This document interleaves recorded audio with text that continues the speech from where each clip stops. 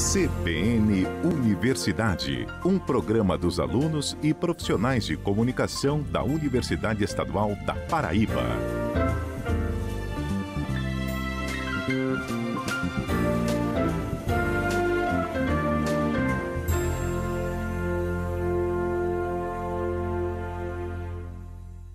Oi pessoal, bom dia! Está começando o CBN Universidade deste sábado 26 de setembro de 2020. Esse projeto que completou 2 anos no ar, aqui na CBN Campina Grande, na última terça-feira, dia 22. E que toda manhã de sábado traz muita informação e ainda possibilita laboratório e muito aprendizado para todos que fazem o CBN Universidade. Nesses 2 anos de programa, agradecemos a você, ouvinte, que está sempre conosco. Nosso muito obrigada. E vamos saber o que é destaque nesta manhã de sábado. A gente traz um balanço das 2 etapas do Auxílio Conectividade da UEPB, que tem possibilitado que estudantes consigam acompanhar as aulas remotas do período 2020.1. Prazo para inscrição de chapa para a reitoria da UEPB é até o dia 1º de outubro. E a gente traz os detalhes. Tem a coluna Direito e Cidadania com Luciano Nascimento. Na coluna de hoje, vacina e abertura de escolas. Empresa Júnior do Centro de Ciências Sociais Aplicadas da UEPB está com o edital aberto para a vaga de consultor e tem entrevista com o responsável pelo setor de recursos humanos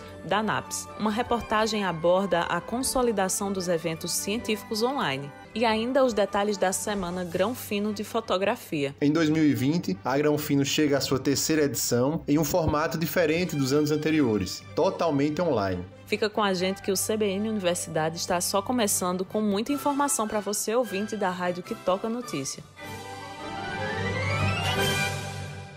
E a gente já inicia o CBN Universidade deste sábado com informação sobre o processo de escolha dos cargos da reitoria da UEPB para o quadriênio 2020-2024. De acordo com o edital publicado pela Comissão Eleitoral, o prazo para a inscrição de chapas que pretendem concorrer aos cargos de reitor e vice-reitor da instituição está aberto até a próxima quinta-feira, dia 1º de outubro. A relação com o nome dos candidatos inscritos e homologados para o processo deve sair no dia seguinte, 2 de outubro. As inscrições devem ser enviadas através do endereço eletrônico comissão.eleitoral@setor.uepb.edu.br. A data definida para a votação online é o dia 21 de outubro, das 8 horas da manhã até as 8 horas da noite, através da plataforma de votação. Tem direito a voto os professores e técnicos administrativos efetivos da instituição e ainda os estudantes da graduação, pós-graduação, ensino médio e técnico, desde que estejam devidamente matriculados na universidade. Ainda é preciso ter a conta institucional G Suite. Quem ainda não solicitou o e-mail, ainda pode solicitar junto à CETIC da UEPB. A apuração dos votos será feita assim que encerrar o horário de votação e transmitida pelo canal Rede UEPB no YouTube. Todos os detalhes e o cronograma do processo eleitoral para a reitoria da Universidade Estadual da Paraíba você confere no site da instituição, o uepb.edu.br. Agora é a hora do comentário de Luciano Nascimento deste sábado.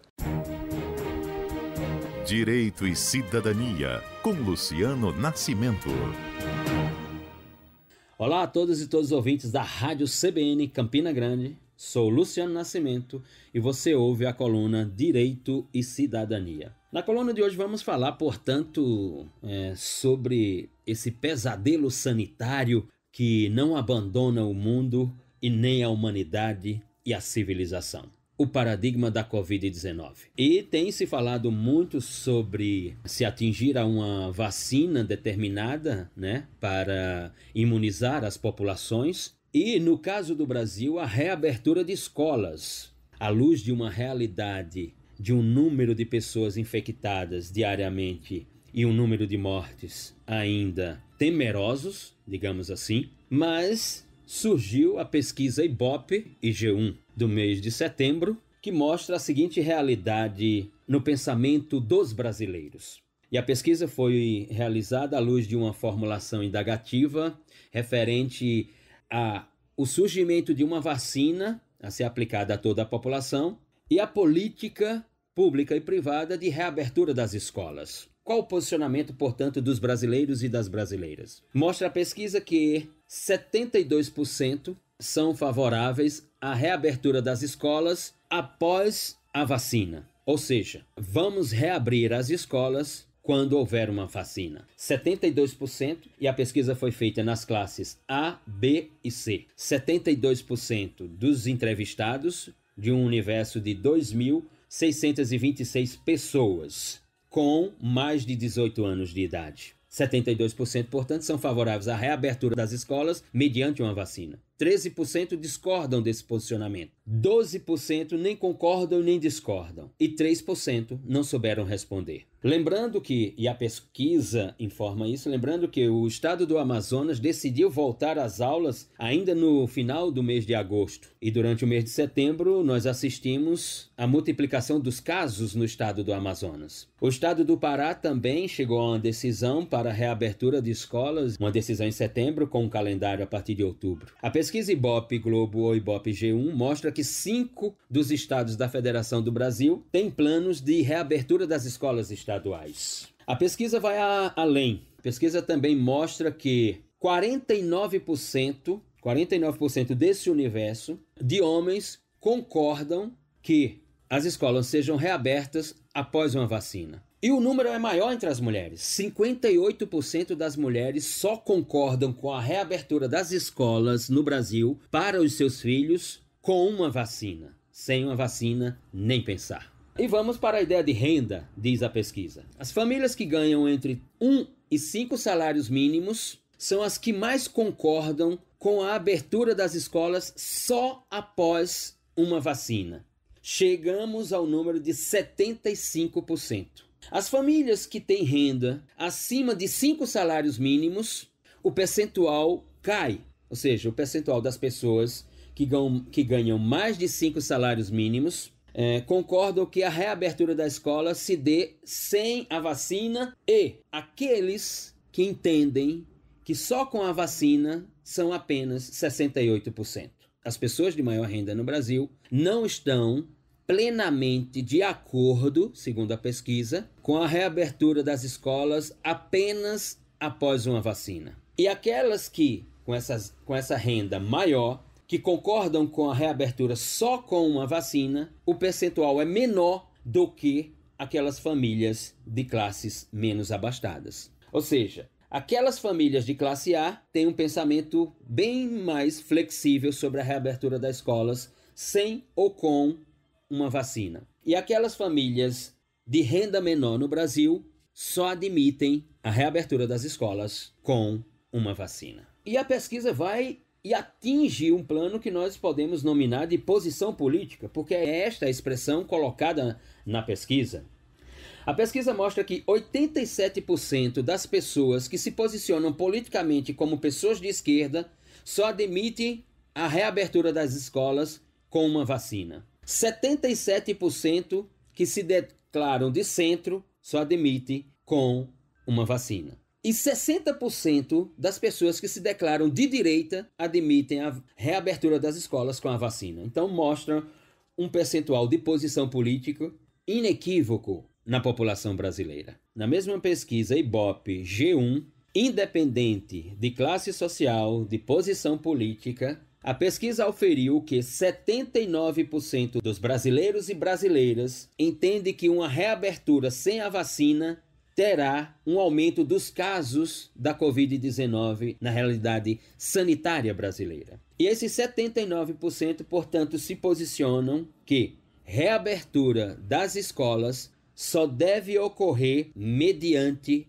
uma vacina. Ora, essa dicotomia no Brasil de reabertura ou não reabertura, com ou sem vacina, podemos redirecionar o olhar para a realidade europeia, já que agora, em setembro, a Europa decidiu por uma reabertura de estabelecimentos comerciais como bares, restaurantes, lojas, inclusive escolas, percentuais X de torcedores em estádios de futebol, etc. Ora, os países europeus que decidiram pela reabertura em setembro viram, assistiram e passaram a viver uma segunda onda do coronavírus ou da Covid-19. a ponto de que a Organização Mundial da Saúde advertiu esses países europeus para um planejamento de novas quarentenas. O diretor regional Hans Kluge afirmou que essa reabertura na Europa ocasionou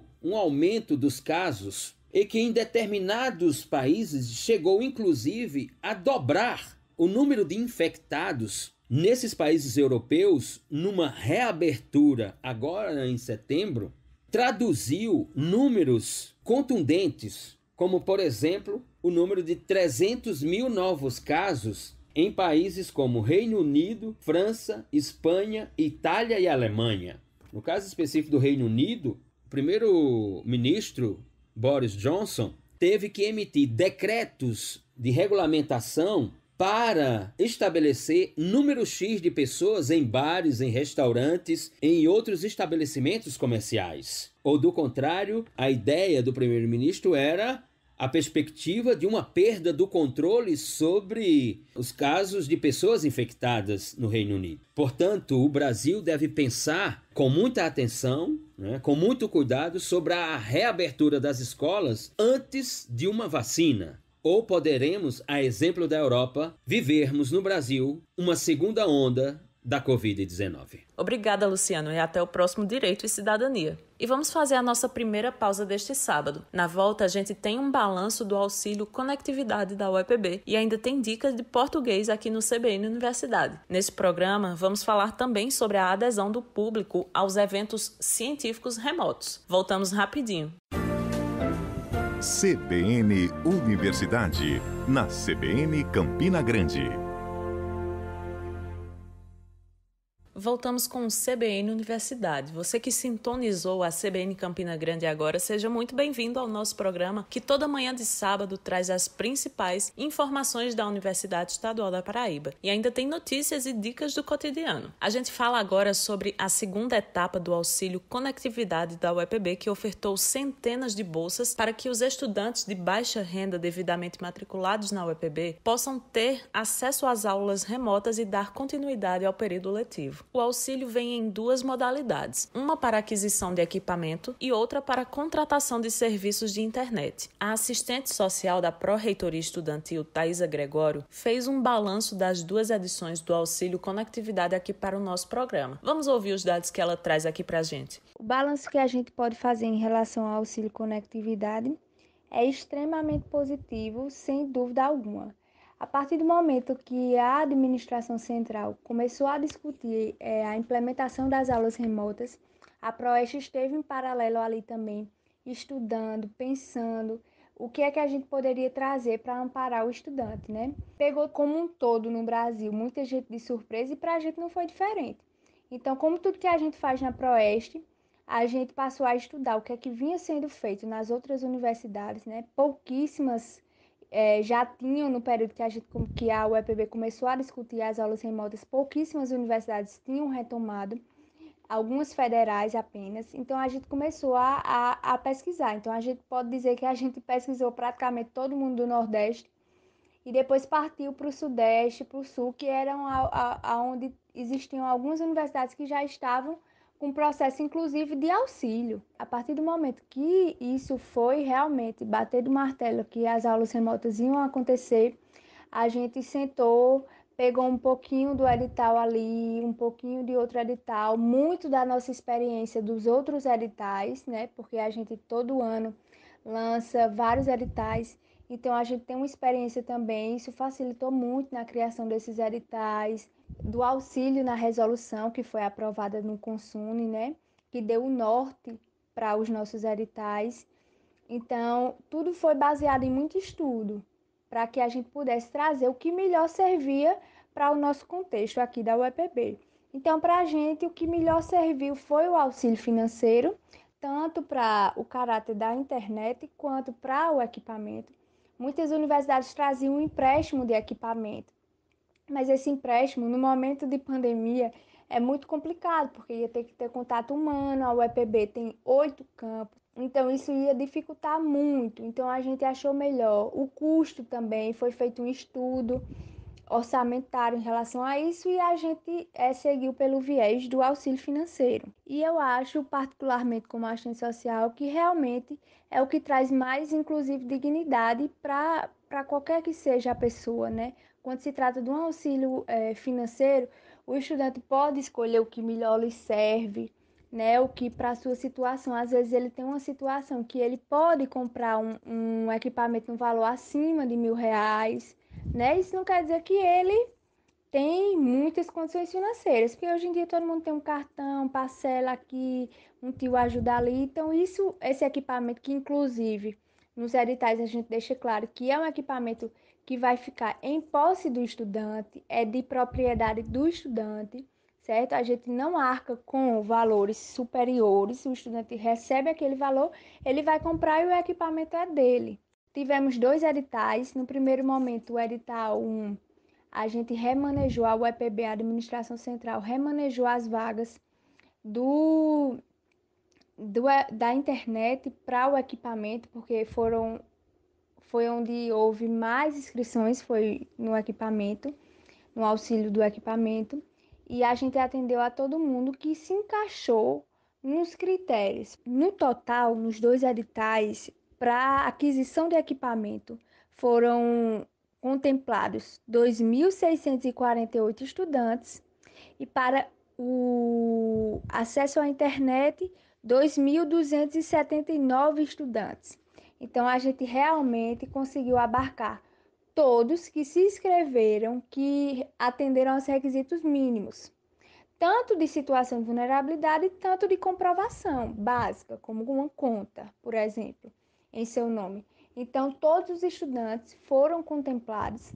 Provavelmente, pelo menos por enquanto, a gente não tem previsão de um novo auxílio. Então, realmente, a gente fica muito orgulhoso, muito feliz do comprometimento da universidade ter sido uma das pioneiras, principalmente no âmbito de universidades estaduais, ela ter sido, de fato, a primeira a trazer esse auxílio, a voltar essas aulas remotas com um suporte desse tamanho, né? Porque não é para qualquer universidade um suporte desse. E os estudantes, eles realmente reconheceram isso e a gente fica muito feliz. E só lembrando que os estudantes que foram contemplados nesta segunda edição do Auxílio Conectividade, o prazo de prestação de contas já está aberto desde o dia 21 deste mês e segue até o dia 21 de outubro. Então tem quase um mês para frente ainda para apresentar os comprovantes e documentos exigidos no edital. E para quem está na lista dos contemplados e não comprou o equipamento ou contratou o serviço de internet, a nossa dica é que você olhe cada critério do edital para facilitar na hora de prestar contas com a universidade. Para dúvidas ou mais informações, a Proeste disponibiliza o contato através do telefone 98753-8757 ou pelo e-mail proeste@uepb.edu.br. E a hora do quadro Português Sem Segredos, e vamos de revisão neste sábado. Você vai ouvir agora dicas que já passaram por aqui do professor Edson Tavares. Ele fala sobre o uso da crase e ainda sobre o vício de linguagem barbarismo. Você sabe o que é? Pois escuta aí, refresca o aprendizado na memória. Português Sem Segredos, com Edson Tavares.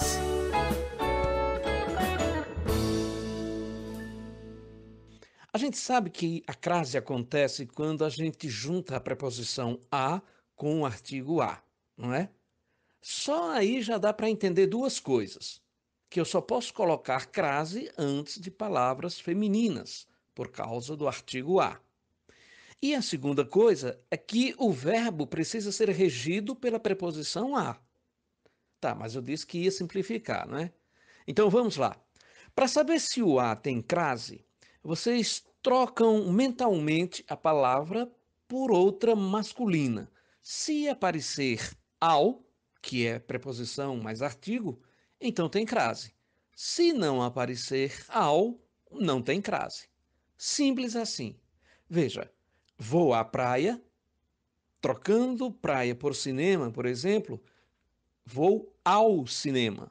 Então, vou à praia tem crase. Mas repare, ganhei a boneca. Trocando boneca por uma palavra masculina, boneco, por exemplo, temos ganhei o boneco. e não ganhei ao boneco. Então, ganhei a boneca não tem crase. Essa dica resolve 95% dos casos de crase. Justamente aqueles que usamos no dia a dia. Ficam de fora só aqueles casos específicos, cheios de moído, que aí só com uma boa gramática para explicar, tá bom? A forma correta é campeonato de júniores ou de juniores. Bater o recorde ou o recorde. Colocar a rúbrica ou a rubrica.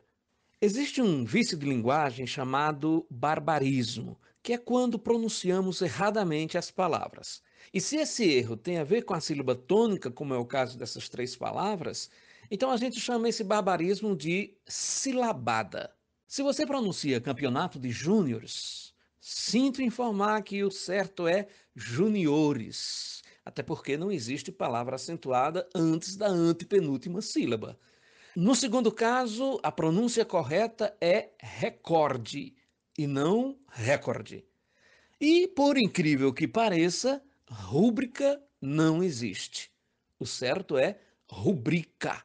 O quadro Português Sem Segredos volta sábado que vem com mais dicas de português para você, ouvinte da CBN Campina Grande. E só mais uma informação rapidinha. É que segue até a próxima quarta-feira, dia 30 de setembro, o prazo da chamada para publicação de artigos sobre Covid-19 na Revista Brasileira de Gestão e Desenvolvimento Regional. O convite é para professores e pesquisadores de todo o Brasil que abordem temas relacionados aos efeitos e às consequências da pandemia do coronavírus. Essa revista tem conceito Qualis A2 nos programas de pós-graduação que são avaliados pela CAPES e é uma das mais importantes que atua na área do desenvolvimento regional. Inclusive, um professor da UEPB, o pró-reitor adjunto de pós-graduação e pesquisa, o Sidoval Moraes, faz parte do conselho editorial da Revista Brasileira de Gestão e Desenvolvimento Regional, a RBGDR. Os interessados em publicar os artigos científicos podem se inscrever através do site da própria revista, o www.rbgdr.net. Só lembrando que o prazo para submeter publicação é até o dia 30 deste mês. Vamos de intervalo? Na volta a gente fala sobre oportunidade de participação na NAPS, empresa júnior do Centro de Ciências Sociais Aplicadas da UEPB. E ainda, Rede UEPB atualiza cerca de 200 vídeos no canal do YouTube. São aulas e eventos científicos organizados pela instituição. O CBN Universidade volta rapidinho. CBN Universidade, na CBN Campina Grande. E a gente volta com o CBN Universidade para falar sobre o processo seletivo do NAPS, empresa júnior do Centro de Ciências Sociais Aplicadas da UEPB, que está com as inscrições abertas até o dia 3 de outubro. A oportunidade é para o cargo de consultor e o processo é aberto para estudantes de vários cursos da instituição. Sobre esse assunto, a gente conversou com o Éder Siqueira, ele que é diretor de RH do NAPS Consultoria Júnior. Éder, explica para a gente como é o trabalho da empresa júnior. Olá, Natasha. Trabalhar na empresa júnior é uma experiência transformadora, é uma experiência fantástica, a gente aprende muito, como a gente fala, é muito hands-on, é muito mão na massa, a gente consegue de fato colocar todo o nosso conhecimento adquirido na universidade em prática através dos projetos que a gente pega com empresas reais, não são projetos fictícios como muitas vezes a gente tem de elaborar dentro da disciplina, né, para poder exercitar aquilo ali que a gente está aprendendo. De fato, a gente lida com questões do dia a dia mesmo das empresas. E a gente também tem alguns processos de capacitação lá dentro que enriquecem muito esse conhecimento. Esse processo de capacitação, ele é tanto realizado por nossa parte, através de alguns programas de treinamentos internos do NAPS, quanto por toda a rede do Movimento Empresa Júnior, que é oferecido para quem participa de empresas júniores. A gente tem a Federação Estadual, a PB Júnior, Paraíba Júnior, e tem o movimento brasileiro como um todo, que é a Brasil Júnior, e a gente se conecta a essa rede, a rede estadual e a rede nacional, e tem essa troca de experiência fantástica, esse aprendizado contínuo, e esse enriquecimento do nosso currículo profissional através desse aprendizado. Essa seleção que está aberta é para estudantes de quais cursos? Olha, o processo seletivo ele está aberto para os 4 cursos que compõem o CCSA: curso de Administração, Jornalismo, Contabilidade e Serviço Social. E o bom é que a seleção é para quem cursa em vários períodos desde que ingressou no curso ou quem já está na reta final. Assim vocês conseguem fazer um intercâmbio entre os estudantes. Tem uma troca de experiência, não é mesmo? Sim, perfeito. O processo é aberto para todos que estejam cursando até o 7º período. Então vai do 1º até o 7º período para todos os cursos. Com certeza eu posso afirmar que esse é o nosso diferencial chave. É a troca de experiências devido a essa multidisciplinaridade que existe dentro da empresa Júnior, dentro do NAPS. Como a empresa é composta por estes 4 cursos, existe uma integração muito forte entre o administrador, que pega um projeto na área de marketing e aí precisa fazer uma publicidade para uma rede social, que é o copywriter. Então, o administrador não estuda isso no curso de administração, mas o jornalista, ele estuda como fazer uma matéria, como fazer um release, como fazer um texto publicitário bacana. Então, o administrador, trabalhando dentro da sua função, por exemplo, de mídia social, que é uma função recentemente criada, né, o social media, ele vai aprender dentro de um projeto que o NAPS pegue nessa área, ele vai aprender a fazer um copyright com o jornalista que está lá no NAPS. Então existe essa troca de informações. Ao passo que o jornalista também aprende conceitos de estratégia de marketing que eu creio que vocês não devam estudar, né, dentro do jornalismo. Ou se devem ver muito superficialmente comparado ao que o curso de administração oferece para a gente. Sem contar a questão também do contador. O administrador ele vê 2 disciplinas sobre contabilidade e o contador passa todo o curso estudando contabilidade. Então a gente acaba aprendendo muito, tendo muito essa troca de experiências internas, devido a essa natureza do NAPS, dela ser uma empresa multidisciplinar. Fora também a questão da troca de experiências entre períodos, né? Como a gente pega alunos do 1º ao 7º período, pode ter alunos aí que entrar no 7º período e outro do 1º, como ocorreu nos últimos processos seletivos, e aí essa troca de experiências é fantástica. Imagina, o aluno do 1º período, recém-chegado à universidade, já está em contato direto com o do 5º, 6º, 7º, que já passou por uns bons bocados, né? E já aprendeu muita coisa também e está ali aprendendo junto com ele, trocando experiências. Isso é um salto dentro da universidade, né? Em termos de conhecimento. Fora o profissional também, que ele já vai pegando ali na prática, aprendendo coisas que ele ainda vai ver lá para o 5º, 6º, 3º período, enfim. Ele já está vendo ali, vivenciando, entendendo como funciona. E aí quando ele chega lá na frente, que vai estudar aquilo,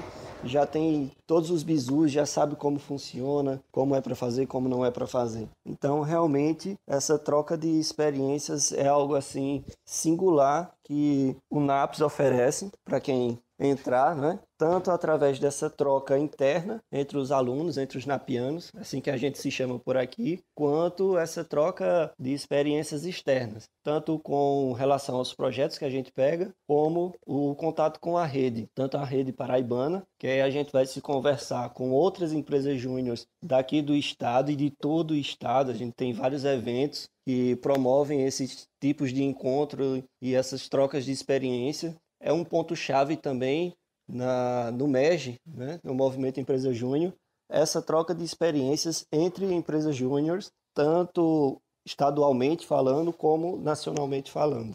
Como os interessados podem se inscrever? Bom, Natasha, essa é a parte mais simples de tudo.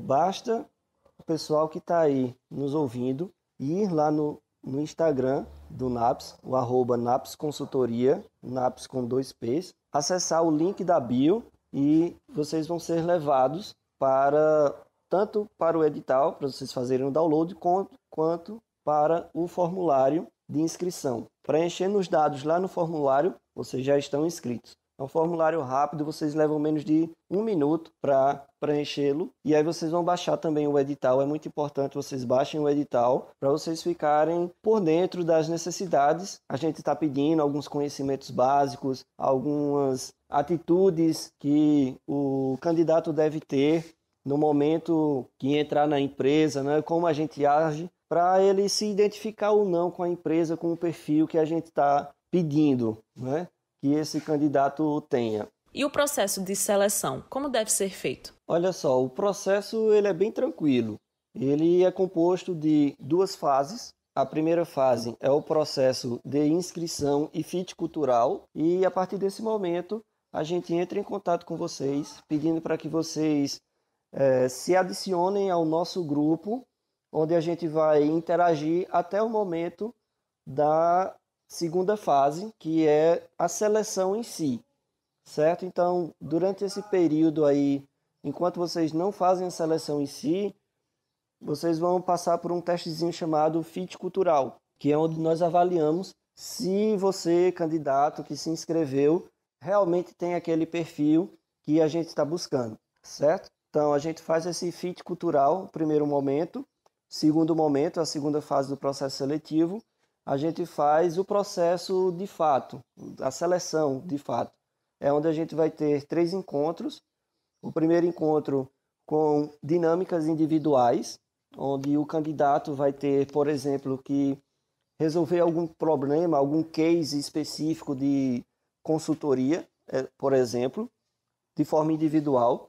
Um segundo encontro são para as dinâmicas de grupo, onde novamente o candidato vai ter de interagir com os outros candidatos com o objetivo de desenvolver uma solução para um novo case que nós vamos passar. E aí a gente vai para o terceiro dia, o terceiro encontro. No terceiro encontro, então o terceiro dia é o dia da entrevista. A entrevista ela sempre ocorre individualmente, a gente não faz entrevista de grupo. E aí após essas 2 fases, a gente vai compilar os dados de cada candidato e vai dizer a eles se eles passaram ou não no nosso processo seletivo. Passando no processo seletivo, você, candidato, ainda não é membro NAPiano, tá? Você é um pré-NAPiano. O que acontece? Após o processo seletivo, a gente coloca as pessoas que foram aprovadas no nosso programa de trainee, o Sistema Napestário, onde a gente vai ensinar a esses novos futuros membros o que a gente faz, como se executam os projetos que a gente oferece, na verdade os serviços que a gente oferece, como eles são executados, como eles devem executar, e a gente vai também passar alguns conhecimentos e noções básicas de como funciona a empresa, para que no momento que eles sejam de fato efetivados, eles saibam gerir qualquer diretoria que eles sintam vontade de gerir. Atualmente temos a diretoria de gestão de pessoas, presidência, projetos, marketing e vice-presidência. Então, tem o administrativo financeiro. Então, depois que o candidato aprovado nesse sistema de trainee, ele de fato entra, ele assina o termo de voluntariado, ele passa a ser, aí sim, um NAPiano, e ele está pronto também para exercer as funções de consultor. Só reforçando, Éder, confirma a rede social de vocês? Plataformas sociais, temos 2, as principais, Instagram e LinkedIn. Então, no nosso Instagram, basta vocês digitarem o @napsconsultoria, já muito citado aqui, e lá no LinkedIn, vocês nos encontram digitando lá no linkzinho na aba de pesquisa, Naps Consultoria também. Então, vocês vão nos encontrar dessas 2 formas por lá. A gente agradece, só lembrando que dia 3 de outubro é o prazo final para se inscrever, e esse já é o novo prazo, que foi estendido em mais uma semana. Acesse lá a rede social deles através do @Naps Consultoria, com 2 P's, e fica por dentro do que acontece na empresa júnior do Centro de Ciências Sociais Aplicadas da UEPB. É hora de intervalo. Daqui a pouco a gente volta para falar sobre a adesão de estudantes, professores e pesquisadores aos eventos científicos remotos e ainda os detalhes sobre a Semana Grão Fino de Fotografia. O CBN Universidade volta já. CBN Universidade, na CBN Campina Grande.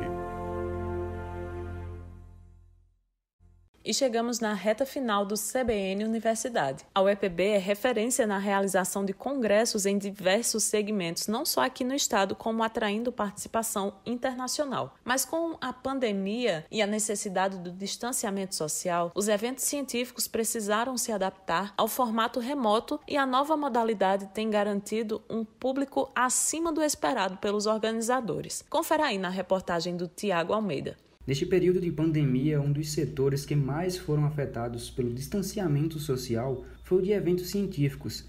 Sem a possibilidade de realização presencial dos encontros acadêmicos, migrar para as plataformas online foi a forma encontrada para manter a divulgação da produção científica. A professora Daniele Pita, do Departamento de Odontologia da UEPB, esteve organizando o primeiro congresso e encontro de pós-graduação.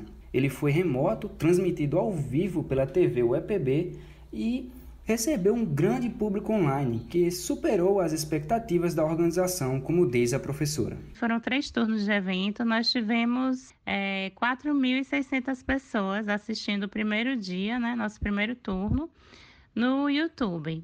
Os demais dias nós tivemos 3.000 pessoas, 3.000 pessoas no dia, 3.900 pessoas no último dia. Então, com isso, foi um público, se a gente for pensar, muito maior do que a gente poderia ter presencialmente, abarcar presencialmente, até em estrutura, porque aqui em Campina Grande nós não teríamos como colocar todas essas pessoas, dentro de um auditório. Então, foi uma conquista grande, para o programa. Além de que, se você vai verificar a presença das pessoas, a gente teve inscritos, vamos dizer, de todos os continentes praticamente, menos da Ásia, mas assim, foi assistido na Europa, América do Norte, América Latina, Austrália. Então, a gente nunca conseguiria atingir um público tão diverso num congresso presencial. A experiência com eventos online tem garantido aos professores um novo olhar para a divulgação da ciência, do que é produzida na pesquisa dentro da universidade. Em tempos de pandemia e distanciamento social, foi preciso se reinventar, aprender a usar as tecnologias digitais e, para a professora, a gravação de material audiovisual com uma linguagem menos técnica e formal, para deixar a ciência mais acessível para a comunidade.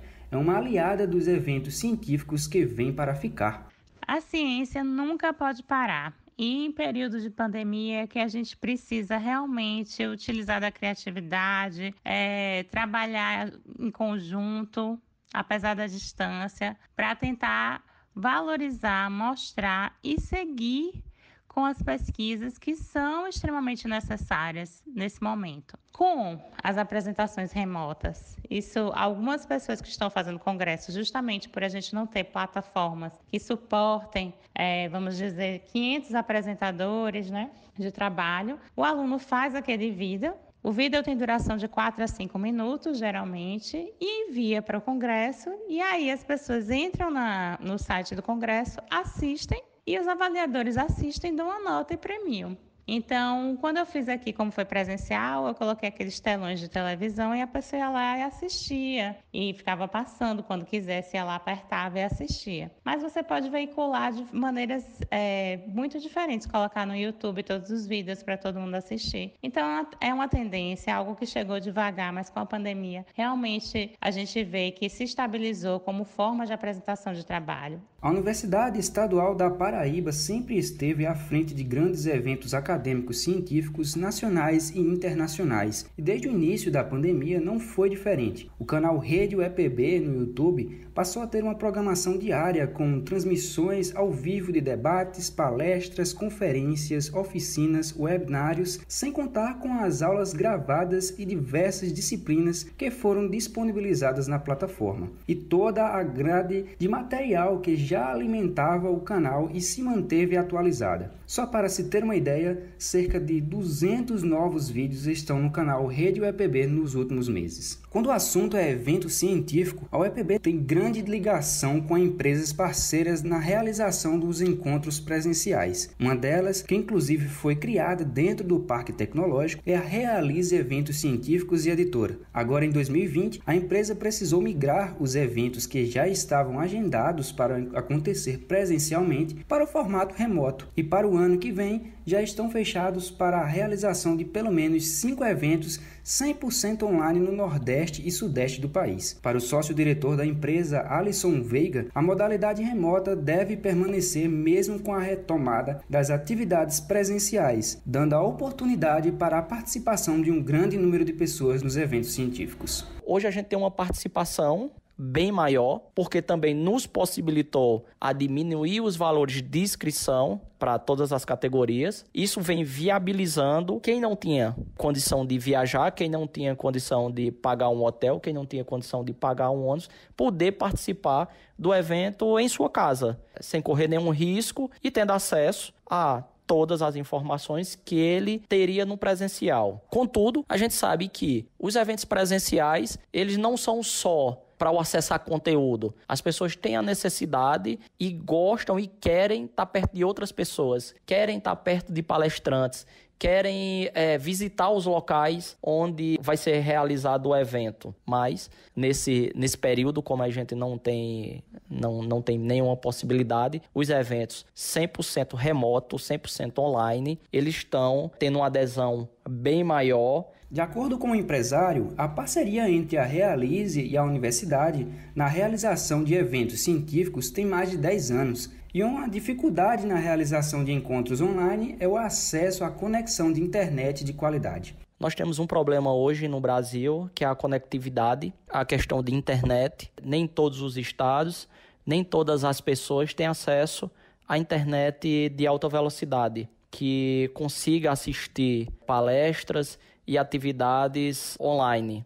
Isso é um empecilho, isso é um divisor, isso é uma exclusão das pessoas e principalmente no nosso nicho, que é evento científico, que é a difusão da pesquisa, da educação. Os eventos científicos remotos possibilitam que palestrantes de diversos locais possam participar dos eventos com custos menores, já que não envolvem os quesitos de passagem e hospedagem, por exemplo, e também abrangem um maior número de participantes. Mas a realização e o contato entre as pessoas nas atividades presenciais tem deixado muitos pesquisadores e estudantes com saudade de um congresso, não é mesmo? Tiago Almeida para o CBN Universidade. Obrigada, Tiago. E você pode conferir toda essa produção de eventos científicos online da UEPB, como nosso repórter falou lá no canal Rede UEPB no YouTube. Inclusive, o nosso programa CBN Universidade também fica disponível para você ouvir no tempo que quiser. Lembra de se inscrever no canal Rede UEPB e ativar o sininho para ser notificado sempre que entrar material novo. E ainda sobre evento online, a terceira edição da Grão Fino Semana de Fotografia também vai ser realizada de maneira online no mês que vem. E o prazo para inscrição de trabalhos é até o dia 2 de outubro. Nossa produção entrou em contato com o professor da UEPB, Rostan Lucena, que é um dos organizadores do evento. E ele tem detalhes para a gente. Vamos ouvir. A Grão Fino Semana de Fotografia é uma iniciativa conjunta dos cursos de jornalismo da UEPB e de arte e mídia da UFCG. Em 2020, a Grão Fino chega à sua terceira edição em um formato diferente dos anos anteriores, totalmente online. Toda a programação, que acontecerá de 26 a 30 de outubro, será transmitida ao vivo na internet. A palestra de abertura, com o fotojornalista Ricardo Stuckert, e os debates, que acontecerão sempre a partir das 19 horas, serão transmitidos no canal da UEPB no YouTube, o canal Rede UEPB. Já as oficinas e as apresentações de artigos serão promovidas através do Google Meet, com um link compartilhado apenas entre os participantes inscritos previamente. Então fica o convite para pesquisadores e estudantes que abordam a fotografia como objeto de pesquisa, para que possam enviar seus artigos até o dia 2 de outubro. Temos 3 áreas temáticas no evento. O GT1 será sobre fotografia documental e fotojornalismo, o GT2 sobre fotografia contemporânea e o GT3 sobre direção de fotografia, abrindo espaço também para trabalhos na área do audiovisual. O modelo de formatação e as normas de publicação estão disponíveis para consulta no site do evento, grãofinofoto.com.br, clicando na aba de inscrições. Lá você vai encontrar todas as informações sobre a submissão de trabalhos e as inscrições, que são gratuitas. Mais informações também podem ser obtidas no perfil da Grãofino no Instagram, o @grãofino.foto. Então fica o convite para todos que adotam a fotografia como profissão, como forma de expressão artística ou como objeto de estudo, para que participem da Grãofino Online. E o CBN Universidade deste sábado chega ao fim. No início desta semana, no dia 22 mais precisamente, completamos 2 anos do programa no ar. Essa aqui é uma parceria entre a UEPB e a rádio CBN Campina Grande. Parabéns a todos que fazem o CBN Universidade, aos que já passaram e contribuíram com esse programa também. Nosso agradecimento a você que nos acompanha toda manhã de sábado. Muito obrigada. A gente volta fim de semana que vem a partir das 9 horas da manhã. Até lá! CBN Universidade, na CBN Campina Grande.